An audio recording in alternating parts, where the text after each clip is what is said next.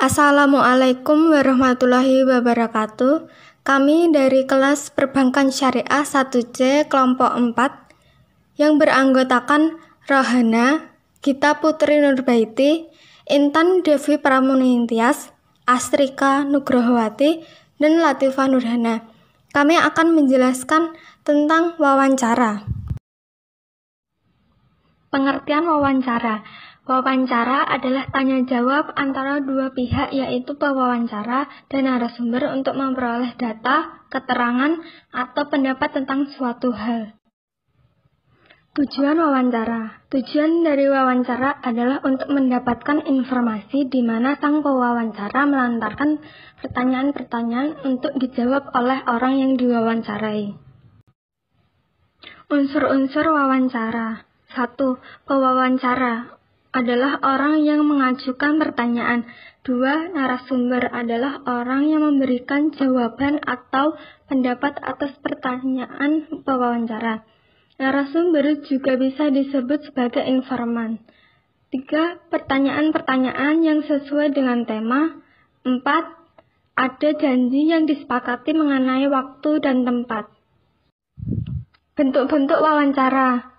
1. Wawancara berita. Dilakukan untuk mencari bahan berita.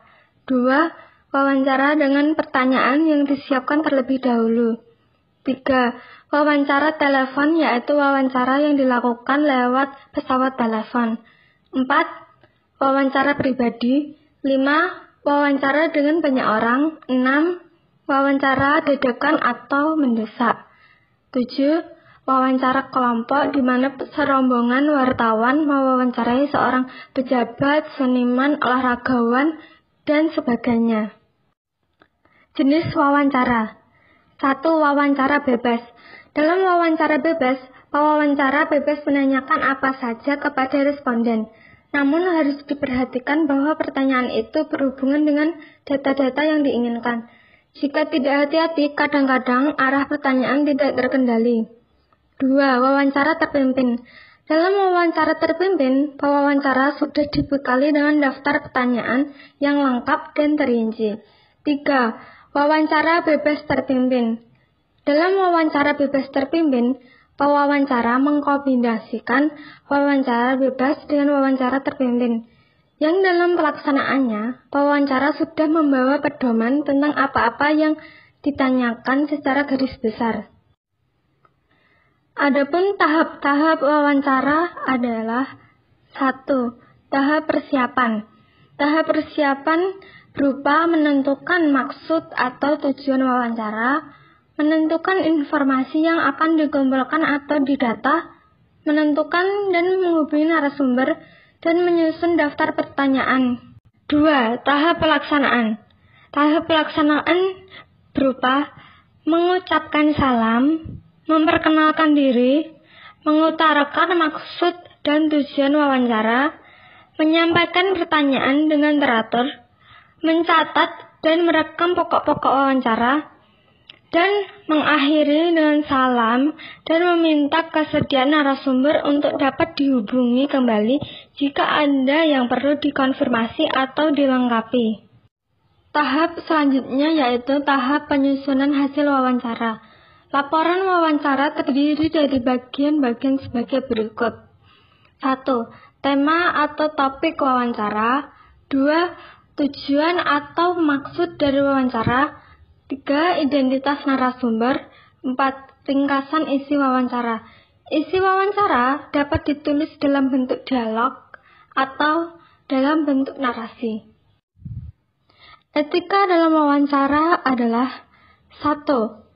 Identifikasikan diri dengan menyebutkan nama. 2. Jelaskan tujuan dan topik wawancara. 3. Datanglah tepat waktu yang dijanjikan. 4. Memperhatikan penampilan, termasuk cara berpakaian. 5. Bersikap sopan, santun, dan ramah. 6. Menggunakan bahasa yang komunikatif.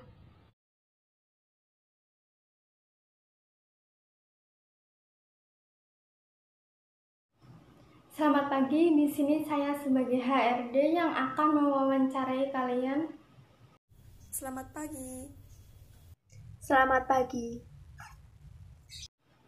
Ceritakan tentang diri kalian. Nama saya Gita Putri Nurbaiti. Saya alumni Perbankan Syariah dari Universitas Islam Negeri. Dan kebetulan saya belum memiliki pengalaman kerja karena baru wisuda tahun ini. Tempat tinggal saya di Tasikmadu, Karanganyar. Perkenalkan, nama saya Asrika Nugrohowati. Saya lulusan IAIN Surakarta, jurusan Perbankan Syariah, Fakultas Ekonomi Bisnis Islam. Saya lulusan tahun ini dan alamat rumah saya di Plosorejo, Matese, Karanganyar, Jawa Tengah. Mengapa kalian memilih jurusan Perbankan Syariah? Ya, karena menurut saya, jurusan Perbankan Syariah bisa mempelajari berbagai ilmu, mulai dari ilmu perbankan dan ekonomi, serta mendalami ilmu agama Islam, dan dapat bermanfaat untuk mengembangkan bisnis. Saya memilih jurusan perbankan syariah karena di perbankan syariah tidak hanya mempelajari tentang ilmu perbankan, tetapi di perbankan syariah kita juga diajarkan ilmu-ilmu agama. Bagaimana cara kalian membayar kuliah? Baik, sebagian besar biaya kuliah saya dibiayai oleh orang tua. Namun, saya berusaha meringankan beban orang tua dengan bekerja paruh waktu di sebuah warnet. Biaya kuliah saya masih dibayarkan oleh orang tua saya, tetapi saya juga membantunya sedikit dengan berjualan. Selain pendidikan formal, apakah kalian memiliki keterampilan lain? Ya, saat kuliah saya mengikuti kursus bahasa Inggris. Selain itu, saya juga mengikuti kursus dalam bidang IT. Saya terampil dalam bidang menjahit dan kerajinan tangan. Apa aktivitas kalian di luar lingkup kampus? Saya bekerja paruh waktu di sebuah warnet dekat kampus sebagai seorang operator. Aktivitas saya di luar kuliah yaitu mengikuti organisasi IMAKA serta berjualan buket bunga. Berapa bersaudara kalian dan coba ceritakan tentang saudara kalian. Saya merupakan anak tunggal. Saya anak ketiga dari 3 bersaudara. Kakak-kakak saya, cowok dan cewek, mereka sudah bekerja semua. Apakah makna pekerjaan untuk kalian? Bagi saya, pekerjaan bukan semata-mata mencari uang. Namun, bagaimana saya bisa melakukan yang terbaik untuk berkontribusi bagi kemajuan perusahaan. Pekerjaan bagi saya adalah sumber rezeki. Di pekerjaan itulah saya mendapatkan uang, maka dari itu saya akan lebih bekerja keras untuk mendapatkan rezeki saya lewat pekerjaan ini. Apa kelebihan dan kekurangan kalian? Kelebihan saya adalah jujur, cepat belajar, dan bekerja keras. Sementara itu, kelemahan saya adalah sering lupa. Namun, saya berusaha mengatasi kelemahan ini dengan mencatat hal-hal penting terkait pekerjaan di buku saya. Kelebihan saya, penyabar, tidak mudah marah, dan lapang dada. Kekurangan saya tidak bisa memanajemen waktu dengan baik, dan saya susah untuk bergaul. Apakah kalian lebih sering bekerja seorang diri atau dengan tim? Bergantung pada pekerjaan yang harus saya selesaikan. Meskipun saya senang bekerja sendiri, saya dapat bekerja dalam tim. Saya lebih suka bekerja sendiri. Jika kalian diharuskan bekerja di dalam tim, posisi apa yang ingin Anda pilih? Ya, saya lebih suka menjadi seorang konseptor. Dengan begitu, saya bisa merencanakan langkah-langkah yang harus diambil, membuat daftar sumber daya yang diperlukan, mengidentifikasi hambatan, dan membuat ukuran kesuksesan suatu proyek. Posisi yang akan saya ambil yaitu ketua tim, karena ketua tim memiliki tanggung jawab yang besar dan saya suka tantangan.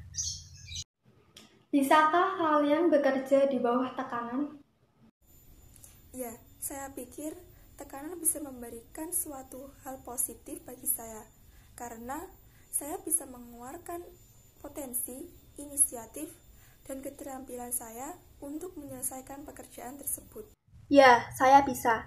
Tekanan bagi saya adalah sebuah penyemangat saya supaya lebih bekerja lebih giat dan tekun untuk menciptakan pekerjaan yang lebih baik lagi. Bagaimana sikap kalian terhadap kritik yang ditujukan kepada kalian? Baik, dalam pemahaman saya, manusia pada umumnya tidak suka dikritik secara sembarangan. Secara pribadi, saya menerima kritik yang diajukan kepada saya. Jika kritik itu baik dan membangun, saya dengan senang hati akan melaksanakannya demi memperbaiki diri sendiri. Jika sebaliknya, saya akan mencoba untuk mengabaikannya. Saya akan menerima kritik itu dengan lapang dada dan saya akan merubahnya jika itu salah. Menurut kalian, orang seperti apa yang sulit diajak kerjasama? Menurut saya, orang yang sulit bekerja sama adalah orang yang tidak suka bekerja keras, suka melanggar aturan, banyak mengeluh, dan tidak memperhatikan kualitas pekerjaan, dan suka menjelek-jelekan orang lain. Bagi saya, orang yang sulit untuk diajak bekerja sama yaitu orang yang keras kepala dan mementingkan diri sendiri. Apabila bawahan kalian melakukan kesalahan, apa yang kalian lakukan? Tidak ada orang yang sempurna. Saya akan memeriksa apa yang sebenarnya terjadi, mencari kerusakan akibat kesalahan tersebut, dan mencari penyebabnya. Setelah itu, saya akan menentukan tindakan perbaikan dan pencegahan agar kesalahan yang serupa tidak terjadi di kemudian hari. Saya juga akan memberikan kesempatan kepada bawahan yang bersangkutan untuk memperbaiki kinerjanya. Saya akan menegur dan bertanya apakah ada kendala dalam mengerjakan tugas itu. Apa yang kalian lakukan bila bawahan kalian mengeluhkan masalah pribadinya? Baik, saya akan mencoba berbicara dengan mereka dan membiarkan mereka menceritakan masalah pribadinya. Menurut saya, mereka hanya butuh seorang pendengar yang akan mendengarkan ceritanya, tanpa harus mengadilinya. Saya akan terbuka dan menerima curhatan karyawan saya. Sesungguhnya manusia itu membutuhkan waktu istirahat dan berbicara. Apa yang akan kalian lakukan jika menghadapi masalah besar dalam pekerjaan? Baik, saya akan mencari akar masalah tersebut guna mendapatkan solusi yang tepat. Setelah itu, saya akan menjalankan solusi tersebut dalam rangka perbaikan. Dan saya juga akan menetapkan tindakan pencegahan agar masalah tersebut tidak terjadi di kemudian hari. Pekerjaan bagi saya adalah sumber rezeki. Di pekerjaan itulah saya mendapatkan uang, maka dari itu saya akan lebih bekerja keras untuk mendapatkan rezeki saya. Apakah kalian bersedia bekerja lembur? Ya, saya bersedia. Itu tidak masalah bagi saya. Ya, saya bersedia. Apa yang membuat kalian tertarik bekerja di perusahaan kami? Perusahaan ini menawarkan pekerjaan yang sesuai dengan pengalaman dan pendidikan saya. Dengan demikian, saya dapat berkontribusi untuk memajukan perusahaan ini. Perusahaan ini menawarkan aturan-aturan dan gaji yang baik bagi karyawannya. Seberapa baik kalian mengenal perusahaan kami? Saya cukup mengenal perusahaan ini karena banyak teman yang membicarakan dan bekerja di sini. Selain itu, saya juga melihat iklan perusahaan ini di media massa ternama. Saya sudah cukup tahu tentang perusahaan ini. Saya mengetahui perusahaan ini sejak saya kecil, dan teman-teman saya yang sudah bekerja di sini, mereka bahagia bekerja di sini. Jelaskan rencana kalian 5 tahun ke depan. Baik, jika saya diterima bekerja di sini, dalam 5 tahun ke depan, saya ingin menjadi supervisor. Oleh karena itu, saya akan mempelajari dan memahami ruang lingkup kerja dan tanggung jawab dalam posisi tersebut. Setelah itu, saya akan berusaha keras memenuhi apa yang disyaratkan untuk menjadi seorang supervisor di perusahaan ini. Saya akan bekerja dengan tekun dan bertanggung jawab atas tugas yang saya dapatkan nanti. Apakah kalian siap menerima tanggung jawab yang lebih besar? Ya, saya siap. Dalam pandangan saya harus siap menerima tanggung jawab yang lebih besar dan posisi yang lebih tinggi guna mencapai karir yang diinginkan. Dengan cara tersebut, saya dapat memacu diri sendiri sehingga menjadi lebih baik. Ya, saya bersedia. Apakah kalian bersedia ditempatkan di luar kota? Ya, saya bersedia. Bekerja di perusahaan ini berarti saya harus siap menerima keputusan dan kebijakan yang berlaku. Ya, saya bersedia. Berapakah gaji yang kalian harapkan? Pertanyaan yang cukup sulit. Namun maaf, bisakah Ibu menjelaskan berapa kisaran gaji untuk posisi ini? Bisa sekitar 3 juta sampai 5 juta per bulan. Ya, saya siap menerima kisaran gaji tersebut sesuai dengan kebijakan perusahaan dan posisi ini. Apakah ada pertanyaan yang ingin kalian ajukan? Benefit apa saja yang saya dapatkan jika bekerja di sini? Di perusahaan kami menyediakan asuransi kesehatan, di mana kesehatan merupakan prioritas utama saat bekerja. Apakah ada pertanyaan lain? Cukup. Baiklah, sekian dari saya. Terima kasih atas waktunya. Dimohon tunggu pemberitahuan kabar baiknya dari perusahaan kami lewat email. Selamat pagi. Baik, terima kasih kembali. Selamat pagi. Selamat pagi. Sekian video tentang wawancara dari kelompok saya. Apabila saya dan teman-teman saya mempunyai salah kata, mohon maaf sebesar-besarnya. Wassalamualaikum warahmatullahi wabarakatuh.